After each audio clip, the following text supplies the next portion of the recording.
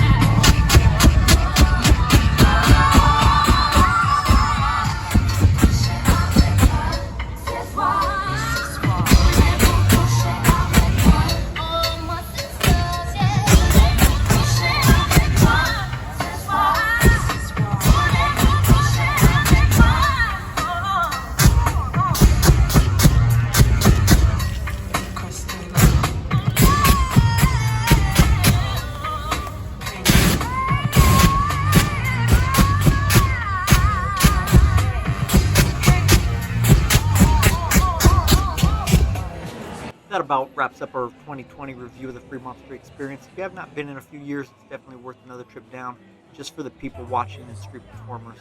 Also, if you're in Vegas, Fabian highly recommends a pool party. See if you can find them in other spots of this video.